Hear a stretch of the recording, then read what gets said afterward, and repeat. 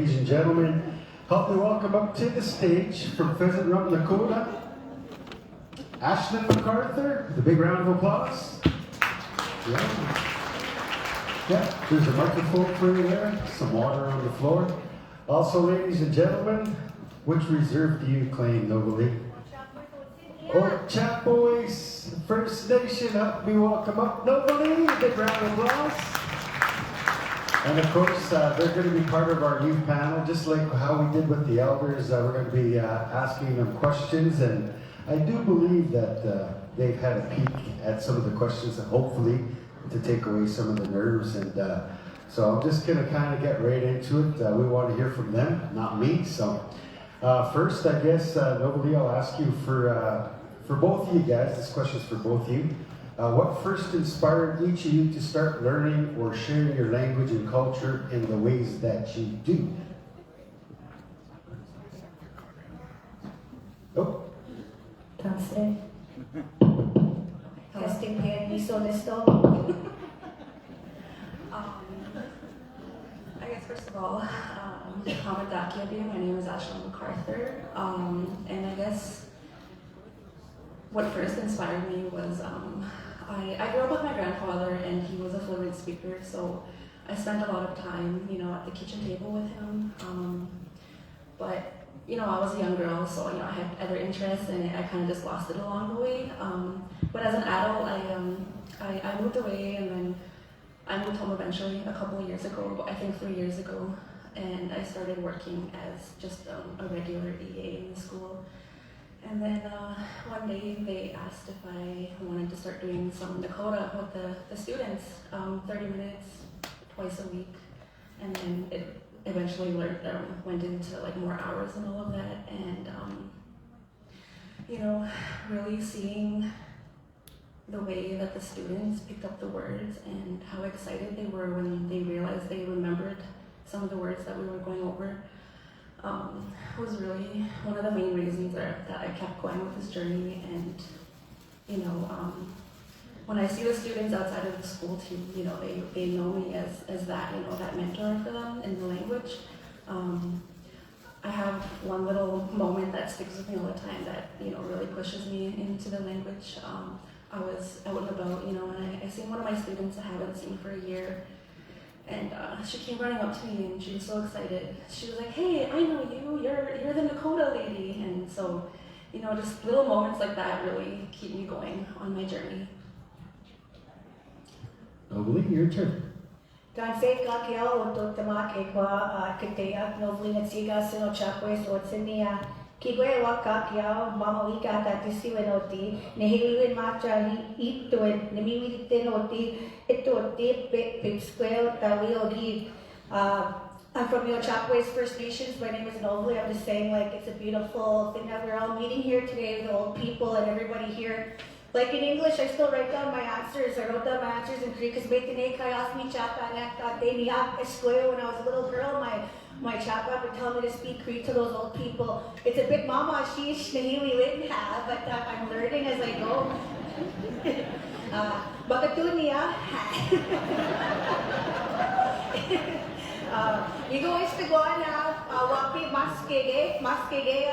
People used to make fun of me because I was a little redhead, monia looking girl that would speak Cree. And I used to like to eat a lot of iskiwiasta, that's old Cree. Ego mista ki misi nitawi wichihi niya, o chimaga mista ki nitawi nimorte no, putaro, nito taman, kigwe tapwe niya.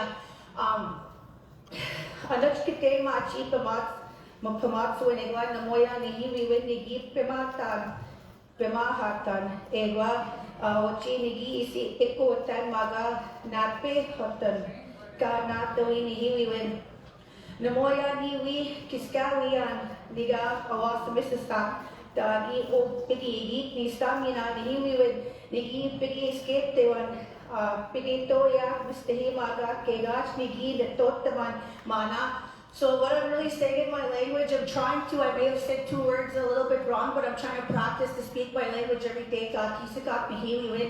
What I'm saying is, like, not too long ago, I used to walk this bad life. You know, I was getting kishke peo and Kotenak in the city, and I was lost, and I was running away from my language. And then when I got clean and I went to treatment and I went to the correctional, that's when the Cree came back. And I had a cellmate in there that spoke fluent, and it was coming back. So even after 18 years, 10 years, 15 years of messing up my Mr. Guan, my head, like that, I got better and that language came back. So I really believe in those ways when they say you have to, what is we win to wake up the language. I truly believe Neoti in my heart that way we win, that's the truth. So yeah, a little bit about my story there that I have to creep in there. Yeah. Isn't that awesome? I still remember the first, absolutely. Yeah. I still remember that energy from old Chapo when he said that we had smiles on her face all day long. So I want to turn things back to Ashley. Just before I ask this next question, I need to acknowledge my relationship to the MacArthur family back in 1985-86. The late, great Armin MacArthur invited me down. I used to sing with him at the Suicinaboy drum at that time. I was about 14, 15. And he was one that fought for me, a seat for me at that drum, so I was able to learn my language through that or learn about singing through that. And at the time, he invited me to White Bear, where they lived at that time, to come and board with them as a billet for junior hockey. And I graciously did, but it evolved into an adoption, a traditional adoption, and I don't say it in public often, but I often call him my dad, my ate. So this would be my relative through that. And Ashley, we know your grandfather was very active in the Dakota language revitalization. I say that because when I was down there, I didn't hear anybody speak any Dakota at that time in the late 80s. So not that it wasn't there, but they just didn't practice it. So Ashlyn, how did Uka Armin MacArthur influence your decision to commit to the Dakota language revitalization? I feel like I really have to step up now after Nova spoke. I'm not funny, I'm sorry. But yeah, I grew up in a non-Indigenous household actually until I was about 11. So from, a baby up until I was 11, I didn't really know my language or who I was or where I came from. But after 11, I moved back to my reserve and was introduced to this holy world, right? And I was very privileged to travel all over Indian country with my grandfather as well. I'm sure I might have met a few of you in here as a small girl. But yeah, just seeing the connections that he made and the way people looked up to him everywhere we went, and seeing the passion and the love and the way that he dedicated his life to revitalizing the language up until the day that he left us, it really inspired me to continue on with what he taught me as a young girl. And as an adult, I ended up moving away. I started a family elsewhere, so I kind of lost that connection. But after we lost him, I felt like, my grief turned into a responsibility to continue on with his teachings that he left us. And yeah, his memory, this is my way of keeping his memory alive, and his memory is what keeps me going on this journey of mine. That's wonderful. Thank you very much for that beautiful answer, and you're gonna make me cry too. So I think we already kind of know the answer to this next question, but Nova, the quiet, shy person that you are, how do you come out of your shell and use laughter and storytelling to help you heal? And can you talk about when you first realized that humor could also help others heal? Maitine Kayos, when I was a little girl, the way I look, kind of being on the res like that, like, you know, most people that in the city, I'd be able to be an undercover brother and just blend in with all the money and stuff. But on the reserve, that wasn't possible, so I was the only redhead out there. And so, like, you know how it is out there, man. People like to fight, you know. So I had to. I used laughter and I used my humor to, like, you know, make friends. And you know, it really helped me later on in my life. When I hit the street life for a while, or when I went to jail, because in those places you had to survive. So it was really a survival mechanism for me. Yeah, and then I used it to mask because our parents would always tell us, like, don't cry when we're supposed to cry. It helped me, it didn't help me regulate my emotions in my older years. So the only two emotions that I ever knew was to be really funny or get really, really angry. And so my balance like this, you know, when I get really, really angry, I get really, really angry. When I get really, really happy, I get really, really happy. When I get really, really sad, I get really, really sad. But for the most part, it makes me happy to make people laugh, you know. Coming back when I was actually on house arrest, and I was looking for friendship. And my cousin, she said, go on TikTok. And people are talking on there. Show your journey. You're getting funny again. And I was kind of cooked there for a bit. See, it's good to laugh at yourself. What's the word? Namoya, nipiwisiwit. No shame, right? Like we shouldn't have no shame, you know, about the way we look or the way we talk with our language and stuff like that. And sometimes I still feel that shame, you know, like when I'm by myself, when I'm talking one-on-one with someone, when I could spit out that machine gun cream. but like I have to bring up a book with me, you know, when I'm talking to people like this, because I get nervous still. Like just before I came up here, I was in the bathroom and I have to regulate myself. So that's what I do. But with my emotions, my mom told me, she's like, when I get really funny, she'll be like, Nobly, what's wrong? And then she'll be like, you're making everybody laugh everywhere. So I'll have to really look what's inside myself and, you know, figure out what's wrong with me. But I love TikTok. It's such an amazing tool for Cree, you guys. You know, Kia na ginote o skayak o ma. We need more young people here. And when I was looking at the panel with us, I was like, there needs to be more of us like influencing others to speak the language. You know, my chaplain, he used to say, I used to get so mad at him and wonder why I was speaking, why he was teaching me these ways. And he told me that, you know, our people, they're hurting right now. And the ones that know these ways are the ones that usually come back. And he also said that when you go out there, when it's your time, and he was a very spiritual man, he said, Machi Maskigi, there's going to be this bad medicine that's going to make our people drop like flies. I know what he's talking about now, and I got chills when I started to get my mind back, and I was calling my chachak, my spirit back. I was like, holy, he's talking about this fentanyl. And then we look at this language gathering here, it's like a whole generation not here. But like now it's time for us to we're growing now, and we're like reclaiming who we are, and there's so much healing within our indigenous communities. And we know how to forgive, and it's getting better. So language is about healing. Somebody's like, oh, I speak the language, and I don't think it's about healing. Oh, damn right it is, because there's words in Cree that you cannot decipher into English. And then we lose out on those teachings if we don't learn the language. So yeah, that's why, there's my answer. I won't stop talking, but I won't stop now. You know, yes, big round of applause. Thank you very much.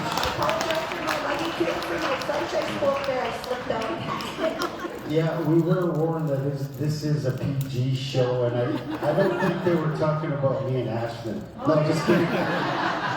No, I'm teasing. I know, as serious as the content is, you see the contrast between the healing part of it and the seriousness part of it as well too. So that balance, and we appreciate that as much too.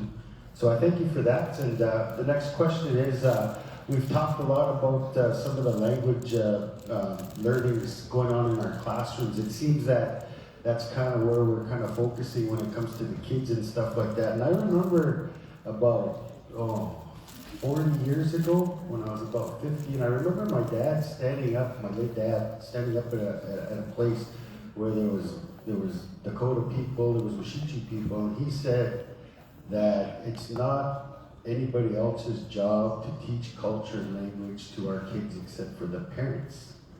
And when we look 40 years down the road, you know, it's not possible sometimes. You know, some of us don't have a mom and dad or a kushi or an uga, so we have to be creative, we have to adapt, and that's what we're good at. So my question to you guys is, what do you think community and family, what role do you think they play in helping with this process of revitalization and keeping the language? Ashley, I guess it's your turn. Okay. I feel like the community action really and family practice are essential roles in the community. You know, back home on my reserve, it's a very small reserve, so I don't think we have any fluent speakers left there, unfortunately, and we have maybe a handful of active learners right now. So, you know, us on the Language and Culture Committee, we have to step up and we try to provide as many resources as we can, and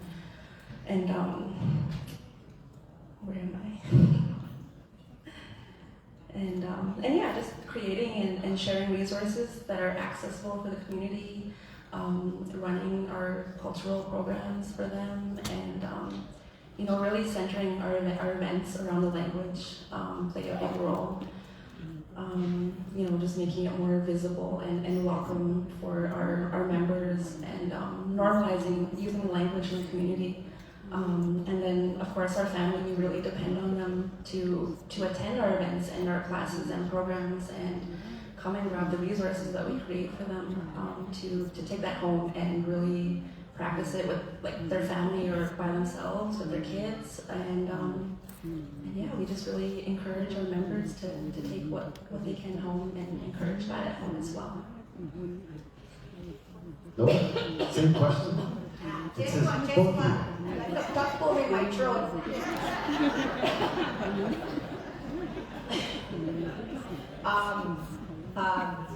Nia ni so the goses sa keheo na pio exiga so edwa kizik na pio exiga so kiana mitsuenatik ni hiwiwin ka kisaka edwa mana peta tutusa boy peta you know, we say things like that, peta suinagan, a little bit of Anishinaabe Bay in there. We're Anishinaabe Bay people. We just do a absis ni hiwiwin popo ka kisaka, like just speak a little bit every day, like even just within your home. With Ochakwe is how we do it as a community. Niya owa gamaganak. When we have our calendars, they give those out in Cree. You know what I mean? I always tell people, if you could count, you could tell time. I always remember my cooking, because I always do the same thing to my negosis online. I wake them up in the morning and I say, what is going negosis? I say, pietawa, the tato tapayan, like at 6 in the morning, wake up, because I remember those things with my cookum, you know. I remember there was a big long word before though. She'd say, hurry up, keep on, and she'd say, you're gonna miss the bus, but I forget how to say that word, but I could, in this then I can understand it. Little things like that within the school, you know, like, oh, I have a dream. No, just kidding, but I'm kidding. He's gonna walk woman, like aspiring for the future. You know, like that colonized way. I'm not trying to cut up the colonized way of education, you know, because it's a treaty right and it's important, and I'm 6 classes away from my degree as well. But, you know, in our schools, all you need is reading, writing, and arithmetic. You know, that's really all you need. You don't need all those other fancy classes. So, like, why not have the morning with hunting and trapping and just speaking Cree, bringing those old people in? Because, you know, from K to 8, our kids being around their language and their culture, it builds confidence. And then when they get to high school, then they can take those classes and those credits for university. I wish I had that more when I was a little girl before I went to Otinaka City. When I went there, I went crazy, pipata, running around the streets. You know, had I had more confidence about it, because when I was little, it wasn't cool to be Indian. I got teased for eating wild meat. I got teased for speaking Cree, and all things like that within our community. But it's getting better now. So if we have those kinds of things for our Awasasa Gegwa or Skayak, then we could build them and get them set up for when they do get set out into the wild. You know, we got to think about these things. Our people were very nomadic people. You know, we went around, we just didn't take advantage of our Mother Earth. We went around the earth and we had teepees and we set up, and then once it was done there, we let it grow, you know. That's why we're so ADHD, all of us. All of us, not just me. Yeah. Take a sip of water, because you're at the I love this stuff. I'm so passionate about our language. That's beautiful. Thank you very much. Yeah. You guys are doing awesome. You guys are making my job really easy up here. But Nova, through the TikTok and Facebook, your social media, you've kind of touched on some of this stuff already, but how do you balance the humor, who, you know, some of us aren't very humorous. She shone a light on how unhumorous I am, but thank you for that. But when it comes to like the deep teachings, the cultural teachings and emotional truths, you know, sometimes it's serious, but you still manage to use the humor. How do you balance that, in your opinion? I know you said I touched base, but I still have a lot more to say. I don't, man. I always look like I have it together online, but you know what? I get a lot of help from my partner. You know, he's a support worker. I'm lucky to have that because now I'm nomadic again. I'm going to these communities and I'm speaking about the language, or I'm speaking about healing, or I'm doing comedy, right? So I get to have him there with me for my support. But I also, in the beginning, you guys, the first year, you know, therapy, ceremony, sweats matutsuin, you know, pipe ceremony, any kind of ceremony, I go to at least once a week still, even though I'm nomadic, right? Even when I go to communities, if there's a round dance, I'll go. If there's a sweat and they invite us, I go. But that first year of healing, man, I had to really, you know, be dedicated to it. For myself, they always say do it for your Oasis stuff, for your kids, but you gotta do it for yourself. If you don't do it for yourself, you're not gonna be a good mom, nigga, you know what I mean? So that's what I do. Like, also there's new emotional therapy you could take, but regulating myself, I'm still learning how to do that, you know? Breathing, doing breathing techniques and stuff like that. So even with TikTok, how I balance it, I'll do a few sad stories, and then I'll do something funny, and then I'll do a few Cree things, and then I'll do a sad story, then something really funny, you know? And then, so that there's balance there with people, because I don't want to give out my bad energy out there. I want to make you guys laugh. I don't want to make you guys matu, cry around. And then even when I have the happy stuff, they're still crying, but that's good, because it's okay to cry. So that's kind of how I do it. I'm all over the place online, but still sometimes I'm just like, okay, man, get yourself together here. You know, so yeah, I'm just getting to know myself again, you guys. I just called back my spirit 1.5 years ago, so I'm just getting to know them again, and I'm talking to my hair when I wash my hair, you know. Last year, ni wakotoin, wakotoin nakapan. All of them are in the spirit world. Like my heart's hurting, and I started doing bad stuff, you know. But now I have to, I'm the only one left here in the physical world, and I have to be there for my nieces and my nephews and for my own kids. So I really cherish that part, and language and culture, that's just really what helps me with everything. If I don't have the therapy, that's what helps me.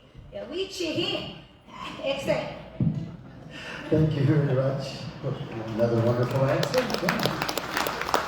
Yeah. So we're going to go back to Ashlyn, and in case, I know we're kind of north a little bit here, and if you don't know the history about Pheasant Rump, Dakota, up until the early 1990s, you guys were amalgamated with Ocean Man and White Bear, right? So 3 reserves that were amalgamated together, and they didn't even share the same language. So another government kind of strategy that, you know, put us behind the 8 ball. But this community, since then, since they've got their own place, they've got their own school.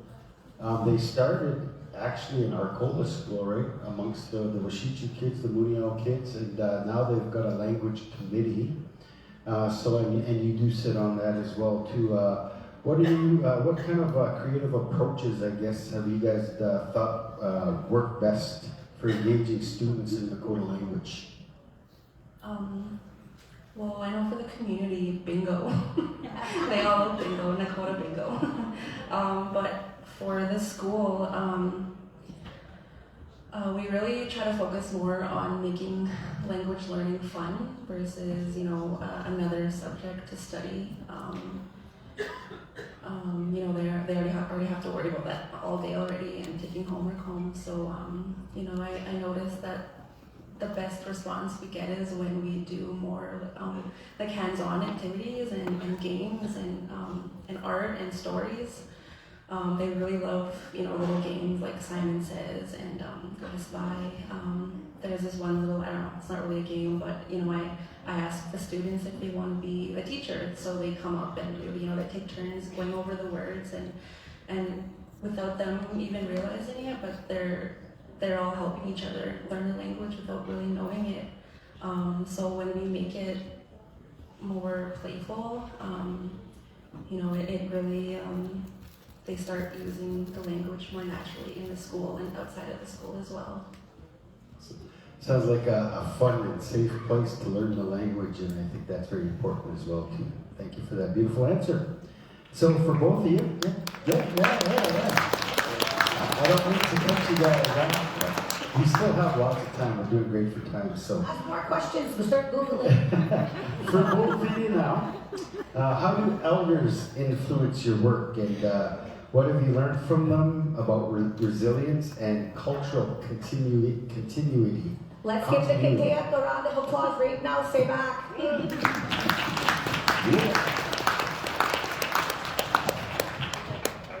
So the Kiteak, I cherish the Kiteak so much. I listen to them. We go Kiteak meetings, this and that. The language, they're the language keepers and they're the knowledge keepers. They've been through so much. My mom's a survivor of residential school, and my dad's a 60 scoop survivor, and I'm very, very patient with them. The way my parents talk, I know they love me, but I'm very, very patient with them because I know the things that they went through. Bringing back the language, like my mom, she's slowly bringing it back out. I know my mom could speak very good Cree. Kiwai? Well, I thought somebody was asking me something. Very on. You're good. Oh, thank you. So anyways, my mom, she started to bring on her language a little bit more. When I got clean, you guys, I was looking for more. I was like, more. I want to do more for this community. So I went and asked those old people. I was like, can I come volunteer? So I started to volunteer for the Kiteak meetings every month, grabbing their food for them or like cleaning up after, printing off papers, things like that. You guys, if there was more young people here, I had a message for them. They have to go speak to those old people. They have to go talk with them one-on-one at the table, If they have a coconuts in the spirit world or a mushroom, they have to go speak to them. They're here on this earth for a reason. Back in the day, Kayas, they used to be in the teepee giving us the stories, the trickster stories. I was so lucky that my chaplain, that me and my brother and us cousins, we're the last generation to hear those trickster stories. And he did the sign language too. The only one I remember is Horror's Path. Mr. Tim, it's like this. I remember that, He was in a wheelchair. So we were so lucky, and I didn't even know how lucky I was until I got older and I went to school in the city. Because the Michis in the city were a little bit different, still Res, but a little bit different. They didn't know much of their language, whereas on the reserve, there's still people that don't speak it, but at least we knew a little bit, nobody knew their culture or language because some of our people in the cities were fleeing the reserves because they were starving from the green card system, or they were trying to get away, save their kids and get away from residential school. So that's how we have our people who live in the urban areas, right? So when I went there, I was like, holy cow, man, this is scary. Because at that time, I was Indian time signing up for my university classes, and there was just Cree classes, and there was 3 of us in there. That scared me that there was no interest. But giving out it, having young people speak it more, today it's different. We have these online resources. I call it Kite Talk. Get it? It's not that funny. Because there are all these young people are always trying to go on TikTok for their teachings when they shouldn't be. The AI is not right. I tested it out this morning. I was like, no AI, that's not how you say it. And they're like, good job, Nobly. You're really on your stuff. But that we have to keep letting these young people know that there's to go talk to an actual physical person and not just go on their phone and do these kinds of things. So that's just all I have to say. say, I guess. Looking at your watch. I'm not looking at my watch. Probably are. Oh my God. Yeah, awesome. Thank you. I don't know, it doesn't specify, so I'm assuming this next one's for both of you. How do you see humor, storytelling, ceremony, and working together to support healing and language revival? So once again, humor, storytelling, ceremony, working together to support healing and language in language revival. So, Ashley, no? Okay. No? I got one for that. Man, ceremony is my favorite place to go, you guys. Whenever there's a sweat every Wednesday in my community, I try to go to, but I get excited because I know there's going to be at least one fluent speaker. At least one fluent speaker there that I could practice with one-on-one. And it's fun. It's fun getting cheeky and creep. You know, I like it. I always tell people, teach your kids how to speak Cree, because when they get older and they bring their kids in from the east, they might call their kids a dog's butt. Gotta teach them more than the swear words, you know. Our language is a beautiful language, you know. It's so beautiful when I listen to the old people like Niptota, like when I listen, because I can understand it better than I could speak it, and I know there's some people in here who are like me. And the way it sounds is so beautiful, like the word like for I love you.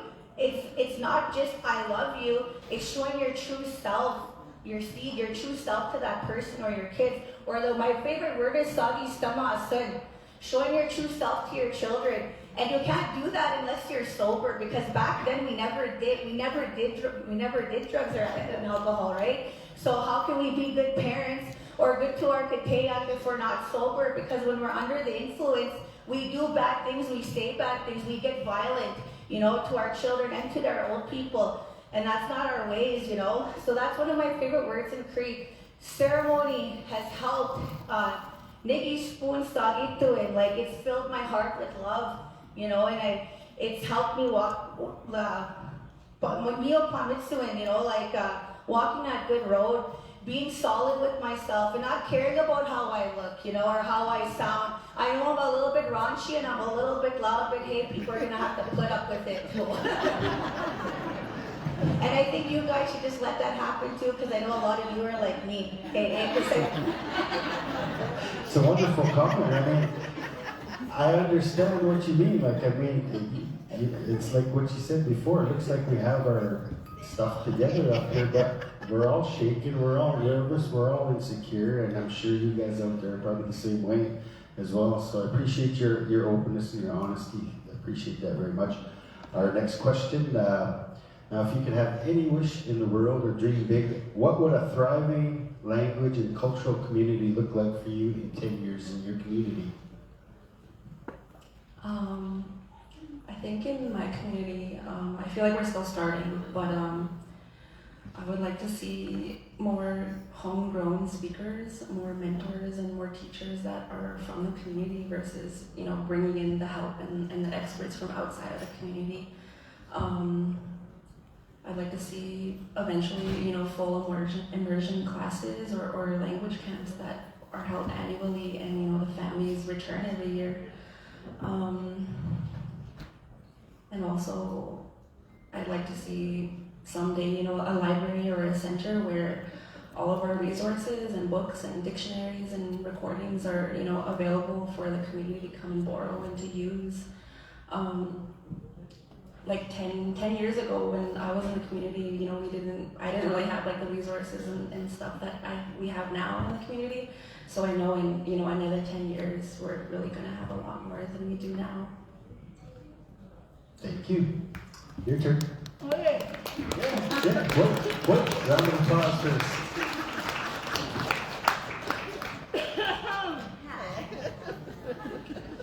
So anyways, I'm on the language committee within my community, you know, and I know it's like so colonial to have a committee, but we have to indigenize these ways, you know, planning, because I know in the north, this is how, like, and this is just the truth, don't get offended, you guys, okay? So I know in the south, we lost our language, right? Like, of course we speak a little bit, But there's my family and another family that speaks Cree a lot. And then you go to the north, they speak good deadly Cree, right? TH dialect, Y dialect, N dialect, they're deadly at Cree. But the thing that we got in the south is our culture. And a lot of the people in the north, they have the Christian way. That's a good way too. I do both, But if we work together, we could get our ways back. That's what my Muslim said, like speaking the language and the culture. Because ceremonial Cree is a beautiful thing. We could do both, reading scripture and doing ceremonial way. There's a story that my kukum told me. She said a long time ago, Jesus went missing in the Bible, and he came over here to see Waisaki Chuck. That was his brother. And when he came here, he was visiting, and Waisaki Chuck didn't want him to go back over there to Bethlehem. And he said, your people, they're going to kill you over there. And he said, well, I have to do it for their sins. He's like, okay, brother. So he went over there, and that's what happened. And they're brothers, and they come into ceremony together. So it's okay to do both. And this is a healing time. It's okay to say things like that. But having ceremony together, not just within our communities, like we could do exchange programs. Let's do an exchange student program where we take some of your students for a week, and then some of our students go over there for a week, and they can get enriched with culture and language together. That it's a beautiful, our whole ways, all of our ways, not just a little bit here and there. Just don't take a little bit here. Oh, I want wild meat, I'm just going to do that at the time. Oh, I like picking medicine, I'm just going to go to ceremony and just do that. Everything. You can't just be a little bit Indian, just like me how I look Muniakwe, I'm not just a little bit Indian. I'm an Indian because this is how I grew up. This is my worldview. I tried to do that. I tried to go be and hang out with the Munias stuff. They didn't want me. So I came back. Like a red dog.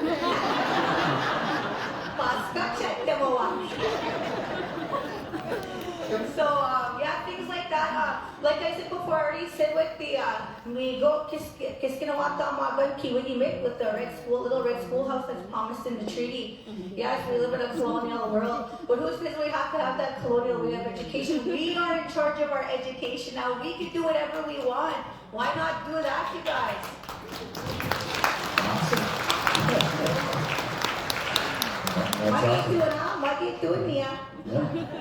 Yeah, I thought it right away as soon as you started talking about that. I started talking about all those marriages. Like I know people from down south married up north and vice versa, and just being open to those kind of wishes like that. That would be good. It'd be awesome.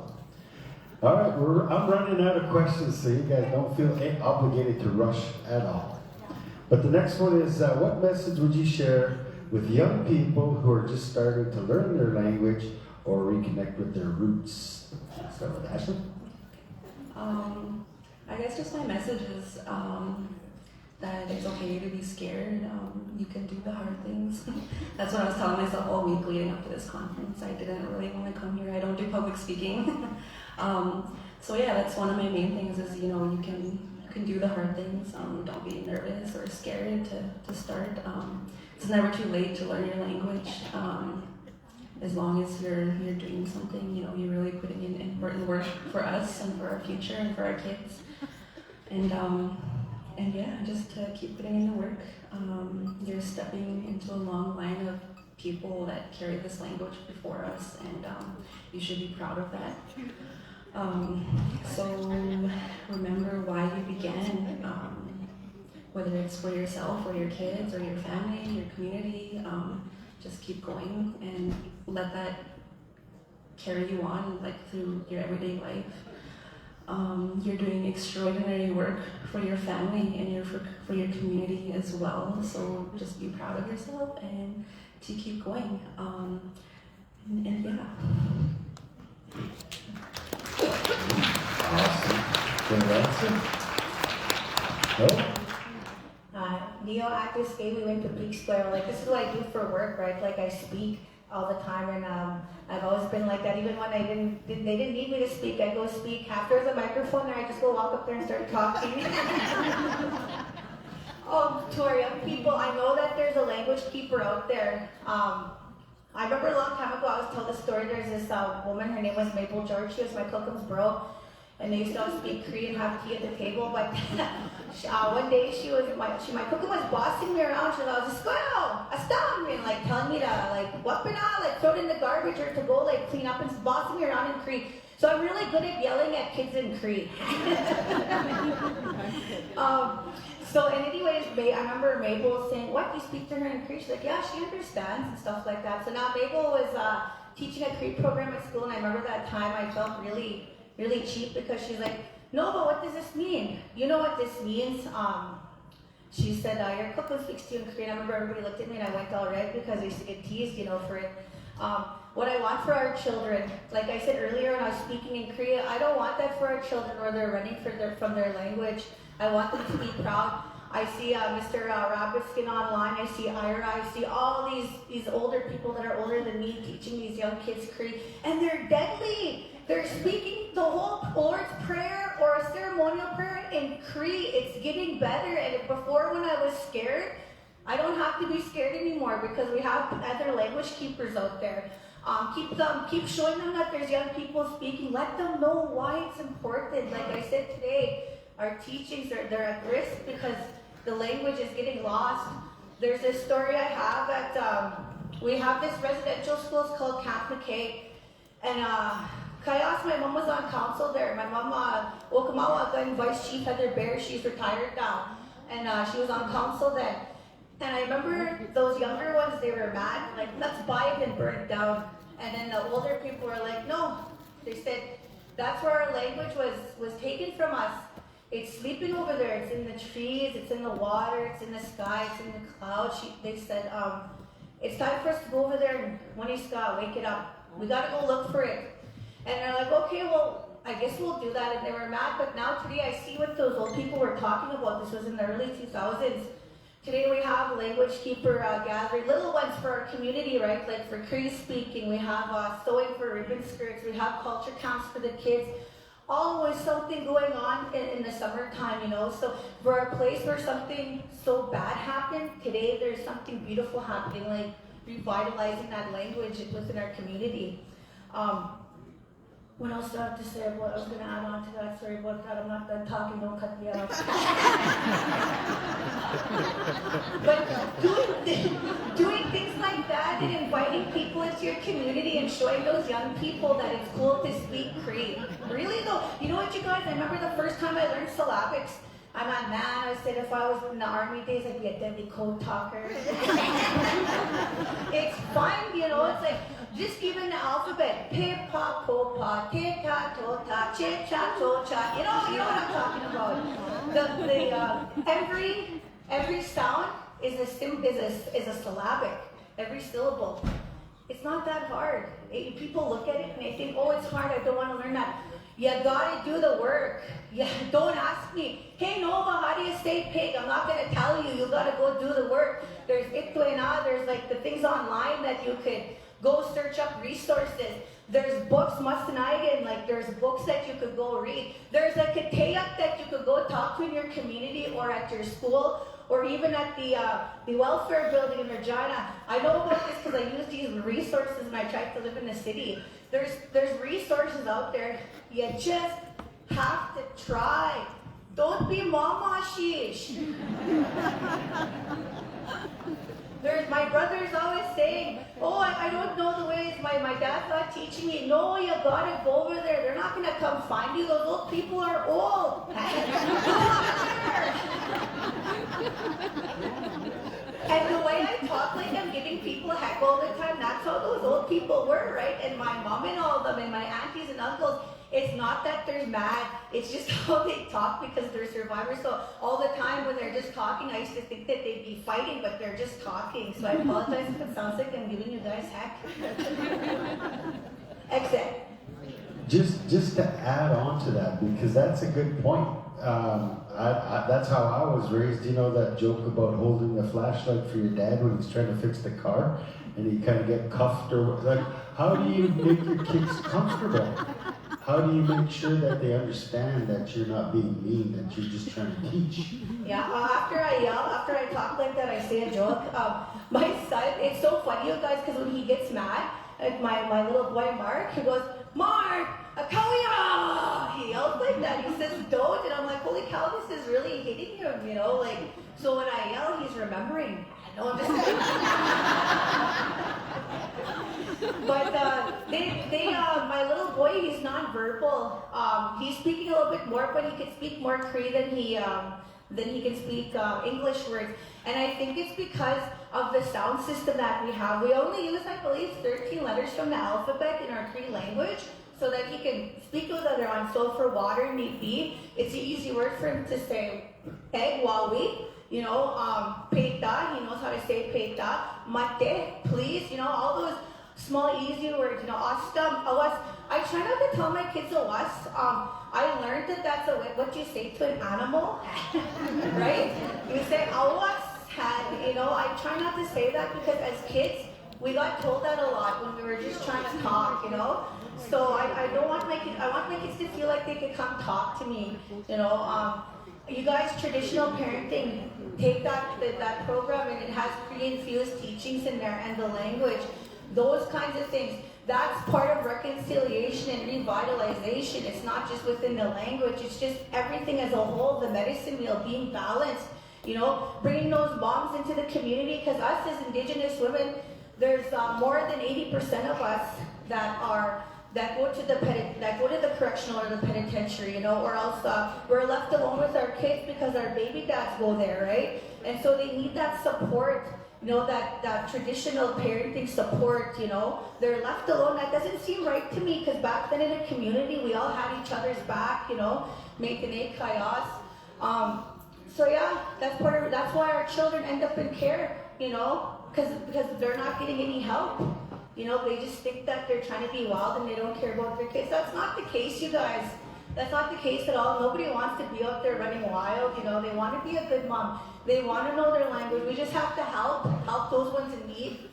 What else was that? Was that a part of that question? Sorry, I'm an advocate for women.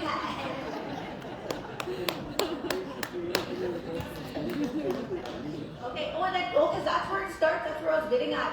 Because with the youth and the mom, that's where it starts, right? With the parents and in the home. Even at the school, they could even send out like cards with Cree and stuff like that on them within the home. But that's just my part of what I'm doing. Is I'm going on TikTok. All these kids today, they love TikTok, so I try to use a little bit of Cree here and there. And I get corrected. You know, I have my good friend Ira Swindler. She speaks machine gun Cree. What I do is I download her videos, you guys, and I'm going to tell this for the ones that are learning.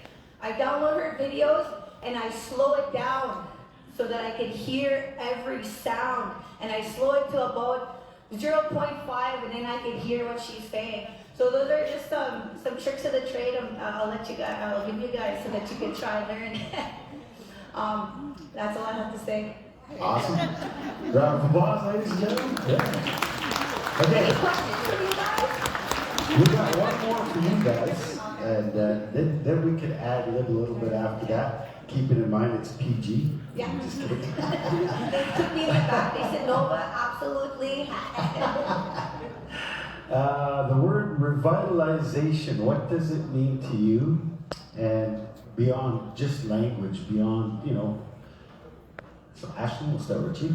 To me, it means really restoring relationships with our ancestors and our elders in the land, and you know, and just to one another back home. Not only are we reclaiming words and grammar, but rebuilding those spaces, you know, where the language belongs. So when we speak our language, it brings back values and stories and ceremonies and our ways of thinking. So language revitalization is about putting our world back together, bringing back the words that we once lost, and just bringing back those relationships and responsibilities that let our people remember who we are and where we came from. Round of applause, ladies and gentlemen.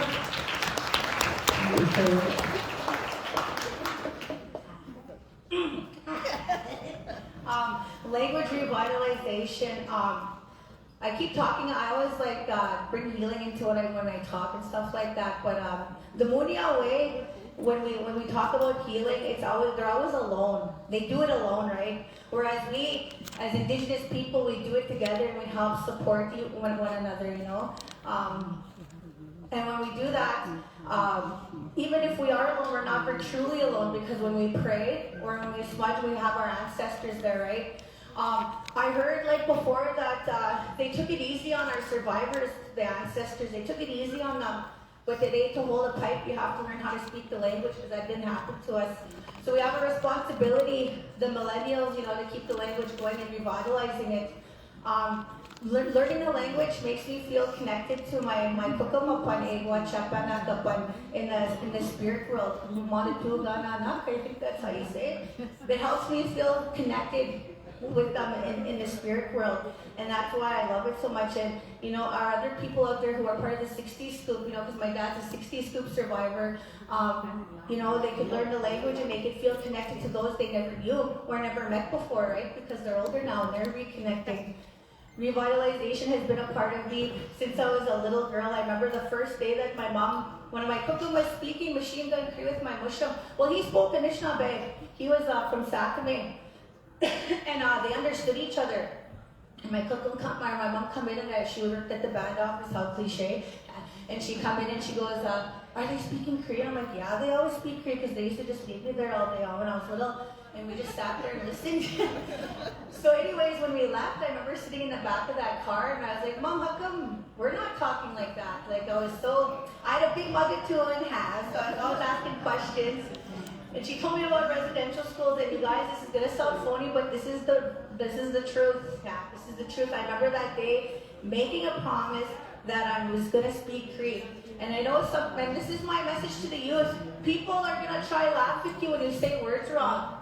Don't mind them. Kiam. Who cares? You know, who cares about that? Just keep speaking. And to those who laugh at people when they say words wrong, stop doing that. You know, it's not their fault that they don't know it. You know, they're trying to learn the language. Keep going, agamimu, you know, things like that. So, sorry, I was made fun of so many times or one time I was trying to pray, and I was praying to wild rice. and then, but that's funny, right? Like, I got corrected. He's like, well, what are you saying? I said, Manu menak.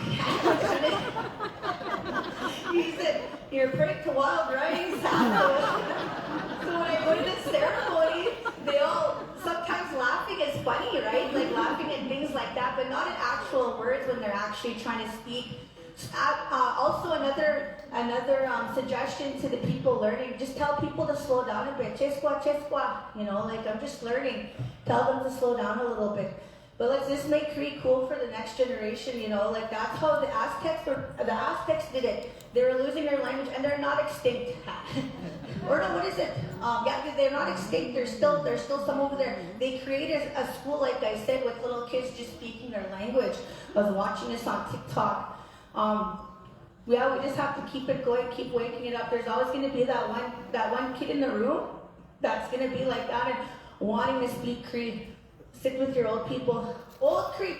And then, you know, let them know too that there's some words not on that dictionary. I remember some of the words that my kuku would say. Like, for going to the bathroom, why do they say why we stamas? You know, why we stamas? So why do they have to add kiwiki at the end on that dictionary? That just means a roof, doesn't it? Like, you know, so things like that. Except. Awesome. Big round of applause. Big round of applause. So, I see the boss coming this way, but I was going to ad-lib and just add one more comment or question. Don't feel obligated to answer this, or if you don't have any experiences in regard to this. Now, I'm 56 years old. Many of you out there are much older than, no, just kidding. Some of you are older than I am. One of the things that stands out to me, and I thought about this quite a bit when our keynote speaker was speaking about the trauma, intergenerational trauma, but I tried to focus on the positive parts of it, the resilience and things like that. But I remember growing up with my grandmother who came all the way from Manitoba to Brett. And when I was younger, she would bring crucifixes to the table.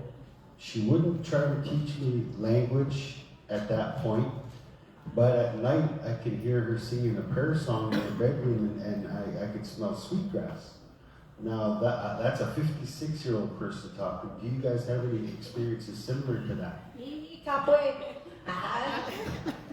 So my cook, she spoke deadly Cree. She married a Munias. His name was Andros Farkas, and he was from Hungary. And he came right off the boat. And when he came, they had to give him a Christian name too, so they changed it to Andrew Farkas. Very handsome man. So one day I asked my cookum, because I noticed they looked different. My cookum was beautiful and brown, and she used to put her hair in a bun like this. And I remember asking them if white people live in town and Indians live on the reserve, how did you guys meet? And my Muslim said, when we came to Canada, they told us when you see Indians run away because they're scary, they like to fight, they like to drink. So whenever I seen your cookum or anybody, I'd run away. And when I worked, because they both worked on the same farm. My cookum worked on that farm too. It was right at the reserve line. She said, well, us too, we're afraid of white people. They did lots of crazy things to me and my people, so whenever I seen them, I ran away. And they said on the farm, whenever they seen each other, they'd run away. And then one day, they hid behind the same door and they got to know each other and they fell in love. So anyways, so now my Muslim, I was younger when that happened, and then because I literally found out that he was white when I was older, right? So before that story, I was like, what? Grandpa's white? I thought he was native because he hunted and he trapped and he gave offering and he did all that stuff and he spoke a little bit of Cree. And Hungarians are the type of Muniasak that have a little bit of a darker skin. So my cookum, she said, I asked her, well, why did you marry Muniasak? Why didn't you just marry somebody from the reserve? And she said, because back then, I had to marry somebody who was off the reserve to survive. I wanted my kids to get off the reserve. Regardless of anything, my cookum had kids with him and she didn't marry him because of the 1980 there, you'd lose your status if you married a white person. And she said it was my aunties and uncles and my mom didn't inherit right to get their status. So she didn't marry him until years later. So they all got their status and they lived in town. Regardless of that, they still ended up in residential school, even though the thing she was trying to do was marry this man to get away, right? They still ended up over there, even though they're apitao, even though they're half white, So my cookum, when they lived on the reserve, kishkepil, and that's okay. I loved her regardless of what she did. One day, and when she would get like this, we would go snare rabbits and we'd skin them. But the only time we do it was when she was kishkepil, And it was fun. And I say that a lot in my podcast. And she would do a little bit when she was sober too. Like we would make star blankets and stuff like that. But the more deeper stuff, I noticed that she wouldn't talk about unless she was a little bit, like that. So I understand what you're saying there. And she went to church and we used to read the Bible and stuff like that. And she used to tell me, hey, this is a story like this. Sometimes when she was wanting to sober up, she'd be reading a story. She'd be like, there's a story like this. Look, this is the same one that told me about the Jesus story in Misaki Chuck. So we do things like that together. Residential schools had the best of my cooking, but I loved her very much. She was one of the first Native Indigenous probation officers in Canada, or Saskatchewan.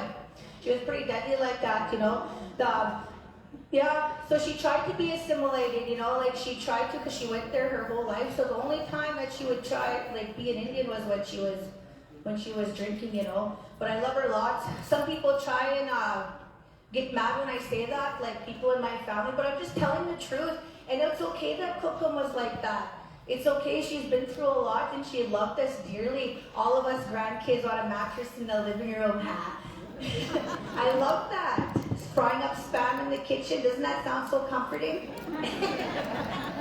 Giving you a spoonful of bacon grease and porridge in the morning. Excellent. We have, big round of applause. I'm going to open it up. Do anybody have any just closing comments or one last, something that maybe popped in your head that you might have felt like you forgot or before we wrap it up here? Ashley? I kind of just wanted to share a little quote that my grandfather liked to share everywhere he went.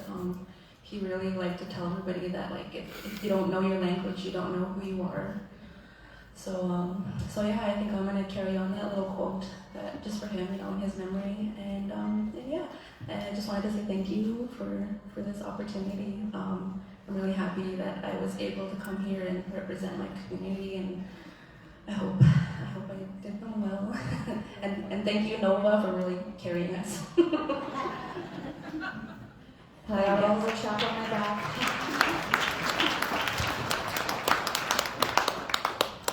Yeah, that's crazy how in Indigenous communities, how we're very diverse, yet we have some of the similar teachings. Like, yeah, we don't know who we truly are unless we know our language, right? Some people might think that that's neat to say, but it's the truth. It's time to like get started, and start learning. Nisi suin, nihi nuin, kaki saka. I practice every day. Every day I start the day off with my prayer. There's some advice. There's prayers. All you have to do is Google a 3 prayer, you guys. This stuff isn't hard. Just give some neutral tobacco when doing that. I just love ceremony. Ceremony is the best place for me. It's the most safest place for me to go speak. Learn how to. So the first thing, learn your introductions and who you are and where you come from in Cree. At least learn that. And then learn your prayers in Cree. And then learn how to ask for your prayers in Cree, when you take that wapanis there. That's how I'd like to end it. Kisani timka kiao utot temak ekose nanas kamoy. Awesome. Yeah, one more big round of applause. I don't know about you guys, but I thought their styles complemented each other.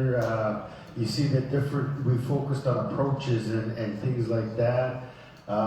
The connection to spirit, the connection to ceremony was brought up a lot. And I think my favorite thing was the creating the safe spaces for learners, because I don't know about you guys, I got that one mean uncle every time I say a word wrong, it makes me feel like, So, but I mean, we got to be resilient too, right? So, I think all the messages are there. Your content was so beautiful, ladies. I'm so proud of you, and I know my day would be. I know your parents as well too. I'm friends with them. I did good things and bad things with them. Oh yeah, you did. I remember you. I went to university with them. Yeah, but. I wondered when she was going to make reference to them, because they are beautiful people, and look what they brought us, what a gift they brought us. So thank you very much, Noel. Thank you.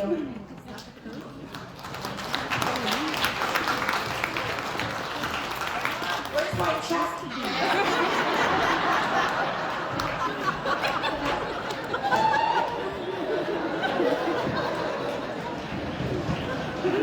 One more time, a big round. Take a picture. Check where the money marker is.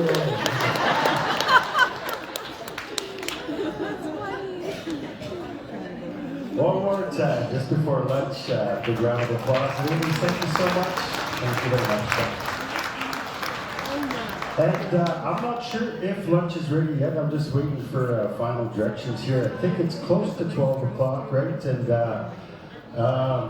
we do still have our breakout sessions that are going to happen this afternoon. We had 4 originally. I don't know if the agenda was updated or changed, but there's only 3 breakout sessions at 1 o'clock, so just be mindful of that update. And I think my colleague is here to give us a little bit more updates here. All right, thank you so much, Angelo. Thank you so much for Nova Lee Hawks and Ashley MacArthur for that good medicine. I know that lifted all of our spirits here this morning, and we feel a little bit more brought to life now after that youth panel, so thank you very much. So just before we head into lunch here, SICC has conducted a survey for you to fill out. So there is going to be a QR code that's just going to pop up on the screens here. If you fill that survey out, it should only take about 4 minutes.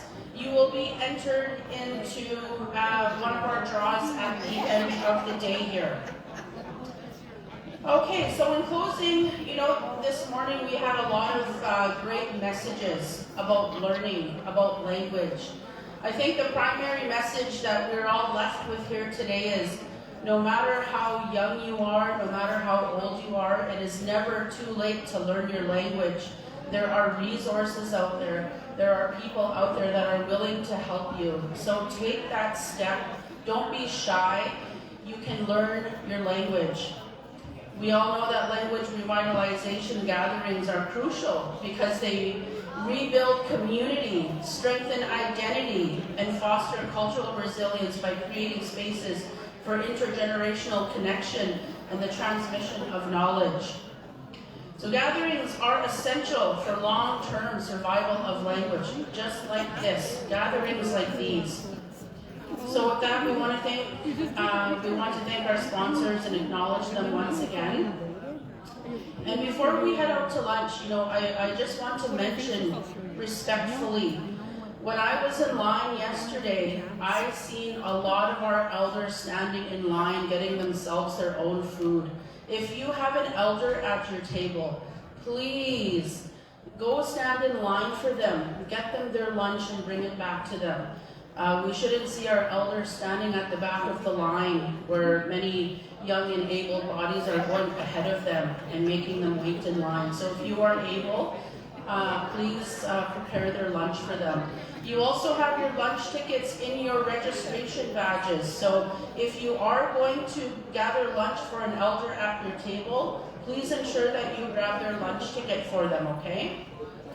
And so with that, after lunch, we will reconvene here at 1 p.m. for our afternoon workshops. All right, everybody enjoy your lunch, network, and we'll see you back here at 1 p.m.